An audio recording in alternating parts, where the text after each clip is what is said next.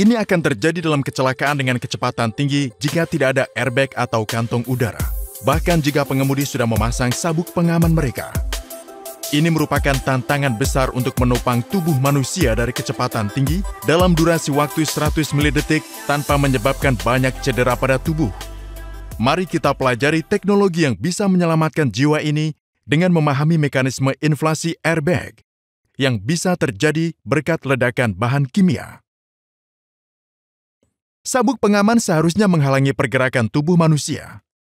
Namun, selama kecelakaan, sabuk pengaman tersebut memberikan dorongan yang besar pada area dada dan bisa menyebabkan cedera pada organ dalam. Untuk menghindari tekanan besar di dada, sabuk pengaman modern sedikit melepaskan sabuk pengaman dengan bantuan batang torsi. Tindakan ini membuat tubuh bagian atas sedikit bergerak ke depan, tetapi setelah batang torsi selesai melepaskan sabuk, gerakan tubuh bagian atas akan tertahan. Harap diingat bahwa sabuk pengaman menahan gerakan tubuh bagian atas, tidak termasuk leher dan kepala.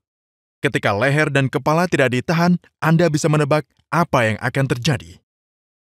Kepala bergerak dalam gerakan pendulum yang sempurna saat terjadi kecelakaan berkecepatan tinggi. Cedera mengerikan bisa terjadi bahkan jika sudah memakai sabuk pengaman. Inilah sebabnya mengapa para teknisi mencetuskan ide airbag. Airbag memiliki efek bantalan dan pada saat yang sama mencegah Anda menabrak dashboard. Upaya pertama untuk mengembungkan airbag menggunakan pengaturan udara terkompresi gagal.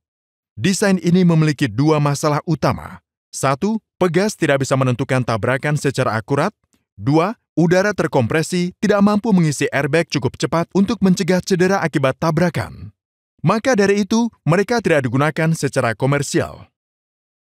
Penemu sistem keselamatan Joyson Mr. Alan K. Breed menemukan beberapa penemuan inovatif untuk memecahkan masalah ini. Pertama, ia meningkatkan akurasi sensor menggunakan sensor bola dalam tabung. Pada sensor ini, bola baja ditahan pada posisinya dengan bantuan magnet. Ketika tabrakan terjadi, mobil melambat sangat cepat. Tetapi bola terlepas dari magnet karena kelembapannya. Bola bergerak maju untuk menutup sirkuit dan mengirimkan sinyal ke inflator. Kontribusi kedua dan terbesarnya adalah penggunaan bahan peledak kimia sebagai pengganti udara terkompresi. Mr. Breed menggunakan bahan kimia yang disebut natrium azida. Keistimewaan natrium azida adalah bahwa jika bahan kimia padat ini dipicu oleh suhu lebih dari 300 derajat Celcius, ia akan dengan cepat dan langsung berubah menjadi gas. 50 gram natrium azida menghasilkan hampir 70 liter nitrogen. Bahan kimia ini diisikan ke dalam silinder kelap udara di roda kemudi.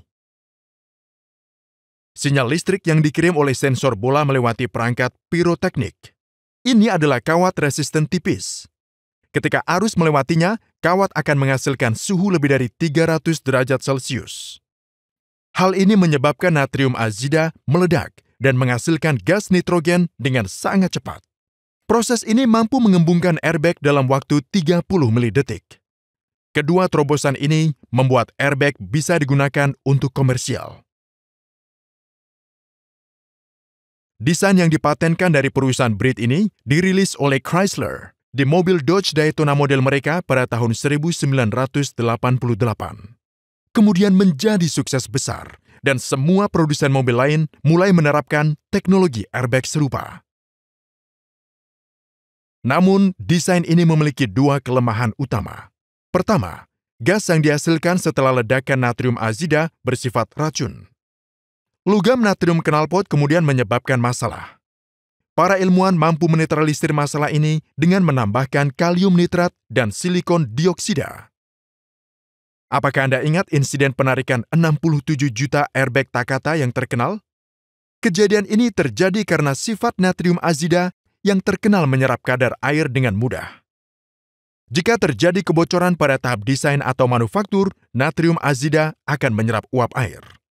Setelah penyerapan air, bahan kimia ketika dipicu akan mengalami ledakan hebat yang menyebabkan pecahnya kantong udara dan pecahannya terbang ke penumpang. Inilah yang terjadi dengan airbag Takata. Akhirnya perusahaan tersebut bangkrut.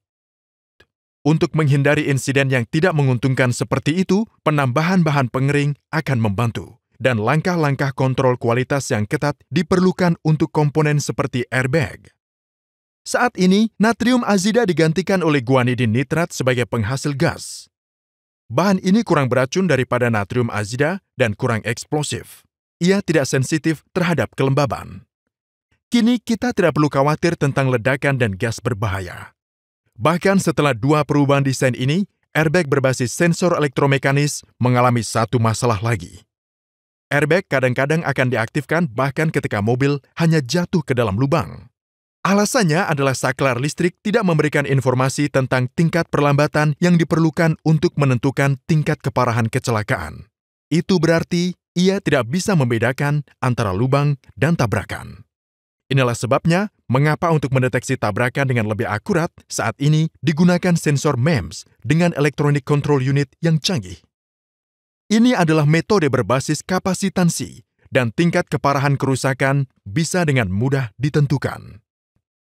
ECU juga mengambil input dari sensor kecepatan roda, giroskop, sensor tekanan rem, dan sensor hunian kursi.